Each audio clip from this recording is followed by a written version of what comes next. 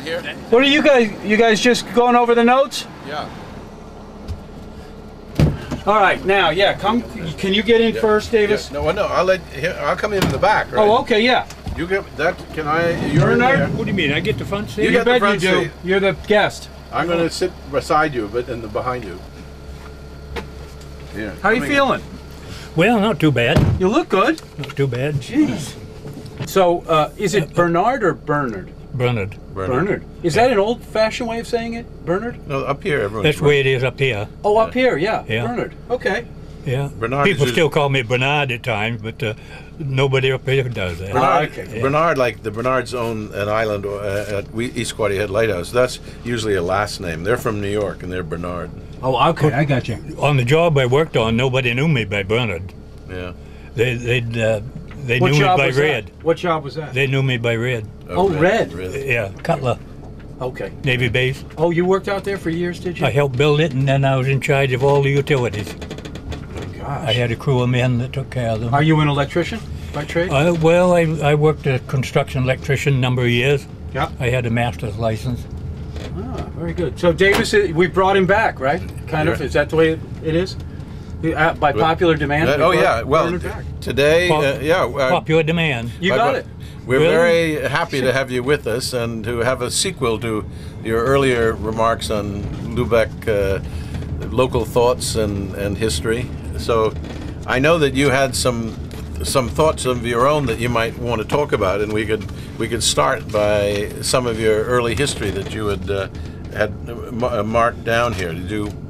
Yeah, well, before I went to school, we had kerosene lamps. Lamp in the kitchen, one in the dining room, and one in the living room. And when Mama was getting ready to go to the lodge or grain meeting, she had a curling iron, a waving iron, and she'd stick that down in the top of one of those lights, let it hang on top of the glass globe to warm up. And after she was ready, she'd put that in her hair and squeeze the handles together, and it would leave a couple of waves in her hair. Yeah, and she did that in 3 or 4 different places. So she Oh my was like- gosh. She's ready to go out in the town after that. Yeah, yeah. She braided her hair. She had long hair clear down to her waist. Did she have She'd red braid hair? that and make a pug on the back Was of she her a head. redhead too? Well, reddish brown. Okay. Yeah. When she was going to high school, she rode in a wagon with a horse from in Dixie, and it was about 6 miles to school. Coming out over the long hill, she could see this house being built, and she often said she'd like to have that house. And as it turned out, she wound up with that house and lived her lifetime in it. Wow. Yeah. How'd she end up with it? Great Uncle George lived in the Trescott Inn on the Crow's Neck Road, and he wanted to move out there. That house had just been built, so he bought the house, or was buying it, and Papa bought his house in the Crow's Neck.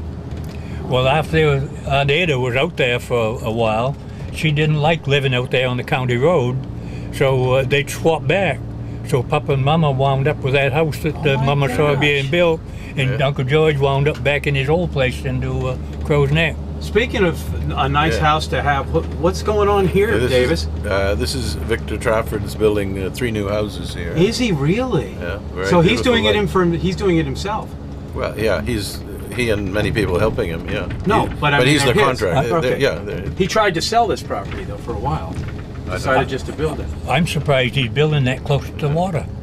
Why are you surprised about that? Well, they're restricted, aren't they? Isn't there a whole back area? Probably, but From that the was water? probably grandfather. And that was Well, downtown maybe because Lubeck. there used to be a factory there years ago. That's right. Was there? Yeah, Ramstor had a factory there, and the warehouse was up even with the road, and that later was a skating rink. I went in there roller skating. Oh my Yeah. gosh. Yeah, and Everett McDowell fell out of the back window down on the beach one day, and that ended his lifetime. Oh, did it really? Yeah, quite a long drop down there. Oh man, that's not Yeah, 40, 50 feet down on them ledges. Now, I wanted to go back to your moving into your house. You were talking to me about the electricity. What year did the electricity come to your house, and what's that story of your childhood there? Well, the electricity came to the house just before I started school. Papa bought Mama a new easy washing machine before the house was wired, but our house was next to one scheduled to be wired up.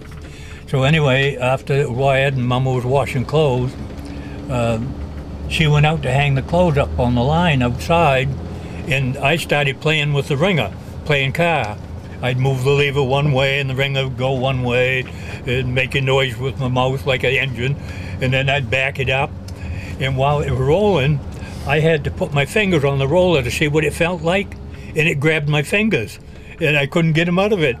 And I watched as my fingers disappeared, and then my thumb, and up onto my wrist, and I was too little to reach the trip on the top to dump the spring tension off of it. So I figured if I was going to get at that thing, I better put her in reverse and back up. So I did that. I put her in reverse and let her back up, and my fingers were just coming out of the ring when Mama come in from outdoor, and she looked at my at it all swelling up, and she said, "Well, I guess it'll be all right. It'll probably swell up some, but you'll be all right." So anyway, it did. That funny? Yeah. Oh my And it left a little white circle here in my hand. The only thing I had left on me. Can't see that much you're now. lucky. Yeah. Wow. Yeah. Yeah. Some kids were really hurt bad because they couldn't get out of the thing. They get up to their shoulders and just sit there grinding. And is this part of the Catholic Church? Yes. This is where if you come to the dinners, the suppers, this is where they hold the Catholic suppers. That's where the minister lived. Okay. Where did you live? Where did you grow Where up? did I live? Out in West Lubeck. Okay, West Lubeck. Yeah. What's it like out there? I've rented the place now after my wife passed away. Well, after she went into the veterans home, really. Oh, okay. I couldn't live there alone. The house that she and I built, so I moved up on the mountain. The house I built up on the mountain. You got a mountain? Yeah. Oh yeah, beautiful. Yeah. There's a mountain here? Mountains in Lubeck aren't very high. Yeah. But the highest one's 265 feet. Mine's 263. Oh wow. But if you go upstairs in mine, you're above the other one. Wow. You've got Yeah. like the best vantage, 360 view? Yeah. Oh, that's nice. Are you familiar with West Lubeck at all? You know where the West Lubeck Cemetery is, Yeah. and the water tower out there. That's at the same place. They're near the cemetery. All right. Well, when you go past that and just start down that hill, right straight ahead of you on the horizon is a mountain, and I'm right on top of that. Oh my gosh, that's You just beautiful. you go in on the Cutler Road, just 9/10 of a mile to my Okay. driveway. Very nice. Yeah, yeah, That's beautiful. yeah. But Anyway, they'd hire every local truck there was with a platform body on it with little plank sideboards, Yeah. and they would go into gravel pits and be loaded up. Then they'd come out onto the highway and on the side of the gravel road, and they'd have a rope tied onto the back of the truck, and on the other end of the rope was a chunk of iron about 20 feet away. So two men would shovel off so many shovelfuls of gravel. And then they'd go ahead till that iron was even with that donkey pile. They called them donkey pile. And they'd shovel off so many more shovelfuls. And they did that all along both sides of the road. And then when it come time to tar, the tar baby would come in, spread tar down the road, and two men would be on each one of those gravel piles, spreading it on the tar. And then when they shoveled it all, why they'd go leapfrogging down to the next empty gravel pile and spread that on the road. And then there was a truck with a hauling a device behind it that scraped that tar and gravel up to mix it. Yeah. Oh my gosh. Yeah. We used to go barefooted at the time, so I wound up, all of us kids did, with some tar on our feet. Yeah. Right. Yeah. Yeah.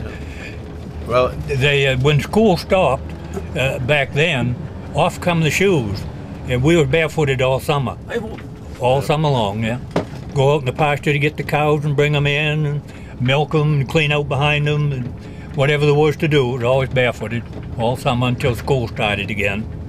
Then Wow, well, why not, right? Then Why don't more kids do that? My son's mother's always tell him to put his shoes on, and I'm like, why don't you, it's summertime, go barefoot. What's the big deal? I don't know, I don't get it. Well, Today you don't see your them. feet are tender at first, Well, but that's they right. harden up. They sure do. Yeah, they harden up. We could walk on gravel road after a while. So, without what having to- years were these that we're talking about when you were a kid? 19... 20, 29, and 30. 1930. Wow. Yeah. Okay. Wow, that's going way back. But I wanted to talk about summer and then the school picnics in 35 and then 36. Okay. What happened in 35 when you went on the school picnic? Well, the schools always had their own little picnic site. In 1935, there was a group of them got together. The Straight Bay School, West Lebec School, Split Hill School, Ridge School, all got together for a big picnic at Gardeners Lake. And Mr. London, he had some girls at the Ridge School. He took his boat and a little small punt and outboard motor up there to give the kids rides. So we had sandwiches and, you know, played in the sand and whatever, and swimming and riding in the boat. And I had to ride in the boat and there was water coming in over the side of it before we left. So they took a few kids out before we left the shore. Well, then in 1936, my brother Donnie died with a mastoid abscess in his ear. If they had the miracle drug like they got today, it wouldn't have been a problem, but they didn't have them back then. And the poison went to his brain and killed him. He wound up in St. Stephen's Hospital for a couple of days before he died. Well, that year, when the school picnic came on again, Mama decided it was too close to Donnie's death for us to go to a school picnic, so we didn't go.